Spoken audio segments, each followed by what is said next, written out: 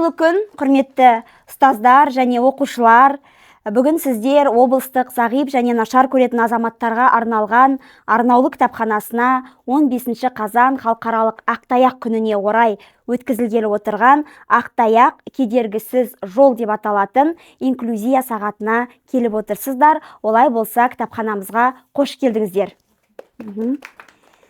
Енді бүгінгі біздің шарамызға таныстыра кетейін.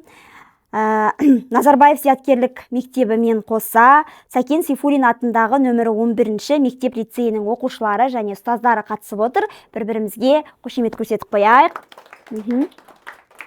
Жалпы енді ақтаяқ күнін естулеріңіз бар ма өздеріңіздің? Бірінші ретке естіп жатқан шығарсыздар, иә? Жақсы, қазір ендеше сол күнмен танысатын боласыздар. Бірден айта кетейік, бұл ақтаяқ күні мереке емес, ол мейрам болып саналмайды. Бұл яғни қоғамның назарын көру мүмкіндігі шектелген жандарға аудару мақсатында осылай дүние жүзі халықаралық деңгейде бекітілген атаулы күн болып есептеледі. Ендеше бұл күннің тарихы қалай басталды? Ол туралы қазір мен сіздерге бейнеролик ұсынатын боламын. Бірақ ол бейнероликте мен ештеңе баяндамаймын. Сіздер өздеріңіз мұқият тыңдаңыздар, содан кейін не түсіндіңіздер, соны өздеріңіз айтатын боласыздар. Бір ғана ақпарат айтып кетейін, бұл күннің тарихы Джеймс Бикс деген азамат, яғни адамның өміріне байланысты. Жақсы ма? Яғни кейіпкер Джеймс Бикс деген адам. Ендеше қазір назарларыңыз экранда болсын. Осы видеоға қарай отырып, бүгінгі күннің тарихын сіздер түсінеді деген ойдамын. Сіздерді тыңдап болғаннан кейін өзім тағы да қосымша айтып кететін боламын. Күннің тарихын сіздер түсінеді деген ойдамын. Сіздерді тыңдап болғаннан кейін өзім тағы да қосымша айтып кететін боламын.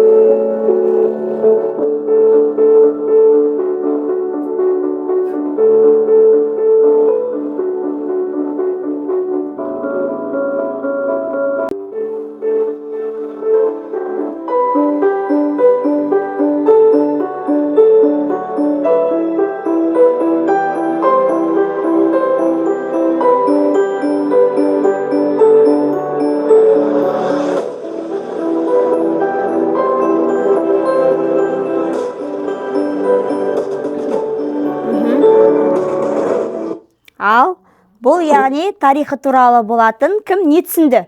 Өздер ойларыңызды қысқаша айтып өтсеңіздер. Жаңағы Джеймс басты кейіпкер, айтып өткенімдей Джеймс Бикс деген адам. Зағип дегенде көрдіңіздер, иә? Ол суретші. Иә? Краска қолына ұстап отырған қылқаламын көрген кезде, иә? Одан кейін ол не істеді? Яғни көзін ұстап отырады, иә? Көзін ұстап отырады, демек ол оқыс жағдайда, яғни көру мүмкіндігінен айырылады. Содан кейін көрдіңіздер үй киімімен, яғни қолына темірден жасалған таяғын ұстап тұрады, иә? Яғни не істеймін енді? Өйткені адам шарасыз күйде қалды. Оған енді қайта жүріп үйрену керек, иә? Сол кезде ол не істейді? Таяғын қандай түске бояйды бірінші? Бірінші қара түске бояйды, иә? Қара түске бояйды, көшеге шыққан кезде не болады? Көрдіңіз жаңа, иә? Машинаның қасынан өтіп бара жатыр, қара түсті таяқпен. Иә, оны яғни адамдар байқамайды, иә? Жаяу жүргінші болсын, немесе жаңағы не дейміз ғой, машина жүргізушілері де оған байқамай, оны кәдімгі адам ретінде санап, тез жүр деген сияқты, яғни ашу-ызаларын білдіріп жатады екен. Сөйтіп ол енді тағы да мұңға батады. Енді не істесем болады дейді. Сөйтіп ол оның ойына бір ой келеді. Неге мен ақ түспен боямайым? Ақ түс білесіздер, яғни ол жақсылықтың түсі, мейірімнің түсі, иә? Ақ түсті біз жалпы жақсылыққа балаймыз ғой. Сондықтан ол таяғын ақ түске бояйды, иә, көрдіңіздер. Содан кейін не болады?